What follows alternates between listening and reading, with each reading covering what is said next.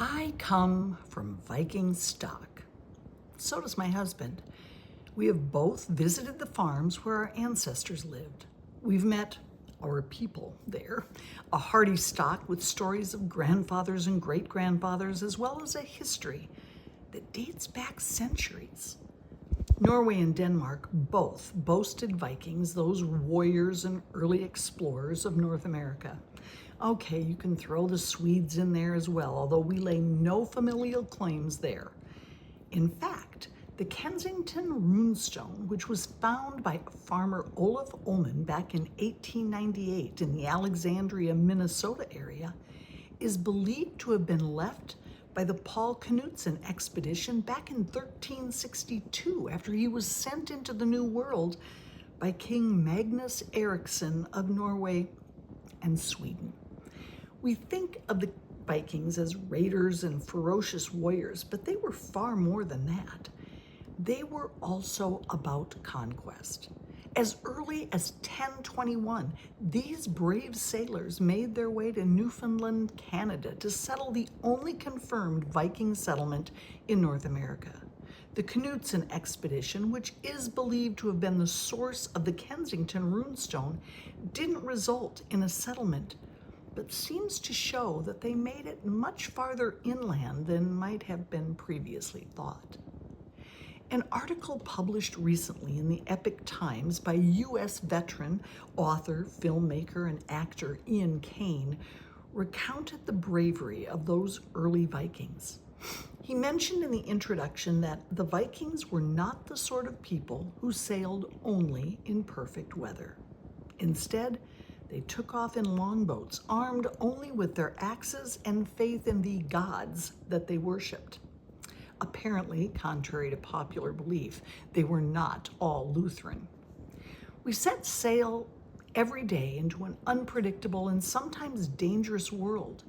We're armed with no more than the Vikings were, our faith and perhaps a few tools to aid us in our journey. Kane's article outlines the 6 principles of courage that define the Viking mindset. Regardless of weather or potential danger of other tribes and nations, they trusted their gods to guide them through the storms they would inevitably encounter. No maps or GPS, only the stars and a hunch of what lay beyond them. Those same principles apply to us, and perhaps to Abraham, Sarah, and Isaac. Principle number 1, courage is a habit, not a moment. Think about the courage it took for Abraham to leave everything he knew, family, home, native country, and travel to unknown parts, a place God said he would show him. What compelled him to do that? Was it just a spark of imagination? Or had he, over his 75 years, developed courage that was not about an absence of fear, but the habit of facing it? Once he was in Canaan, he and Sarah had to travel to Egypt. When he returned, he parted ways with Lot and settled at Mamre. He waded into a war between the kings to save his nephew before he courageously argued with God to save Sodom for the sake of at least 10 good men.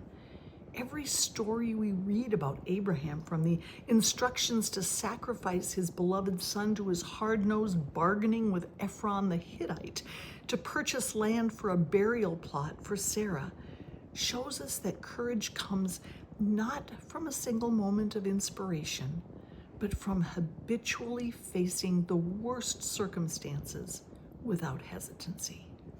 We too must face each and every difficulty we encounter with courage if we are to be resilient enough to navigate the waters of life. Principle 2, prepare well, then trust the wind. It is certain that the Vikings didn't just take off unprepared. They knew that every decision they made in preparation would matter once they left shore. Sarah prepared as well.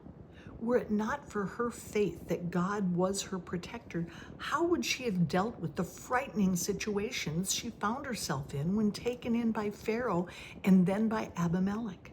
How would she have faced what seemed to be the inevitability of childlessness? In all those circumstances, because she prepared and trusted God, He was there for her. Whether you face a challenging home situation or your career seems to be going off course, preparation and trust is the way to deal with it. Prepare for difficult times and trust that God is your protector, your shield when life's waters get rough. Principle 3, trust your crew. Eleazar was a member of Abraham's crew. Abraham trusted him with the monumental task of finding Isaac a wife. He sent him in the direction of Abraham's native land and trusted him to find the right woman. Once there, Rebekah's family trusted this stranger, but more importantly, they trusted Rebekah's decision to go. Rebekah trusted Eleazar and then Isaac, a man perhaps twice her age, to be her husband. Who's part of your crew? Is it your family, both near and extended? Is it your devotional family, those who pray for you and support you in every way possible? And while you're looking around to see who is part of your crew, remember you are one of their crew members.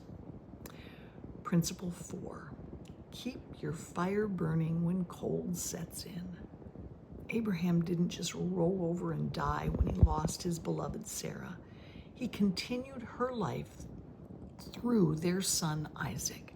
Once Isaac was wed, he took another wife, Keturah. She is believed to be Hagar based on a number of scriptural references.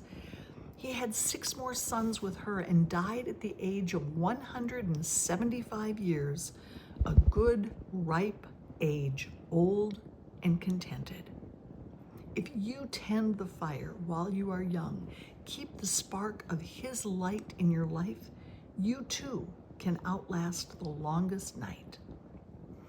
Principle 5, earn your place at the table. Isaac seems at times to be the passive figure in all this. He followed his father up the mountain to what seemed to be his demise. He lived at home with dear old Dad so that Dad's servant had to go and find him a wife. However, he earned his place in the Patriarch's Hall of Fame through his faithfulness to God, his dedication to his wife Rebekah, and, it turns out, his reestablished relationship with his half-brother Ishmael. The two of them stood side by side to bury their father. There are even commentaries that say while Eleazar was on the journey to find Rebekah, Isaac was busy in Bir Lahai-roi, making marriage arrangements of his own between Keturah and his father Abraham. The lesson for us is that we must never believe that our leadership is based on our title or position. Respect is never owed, it is earned, sometimes in the background and not out front. Character and effort, not privilege, are what make you a leader. Principle 6, leave something worth remembering. Chayei Sarah, the life of Sarah, is proof positive that this is what it's really about. The portion opens with her death and closes with the death of Abraham. However, what the two of them built is what they are remembered for. Converts to Judaism who have no lineage to claim refer to Abraham and Sarah as their father and mother. What they stood for, their courage, their faith, and their leadership are the hallmarks of their lives. That's what they left that was worth remembering.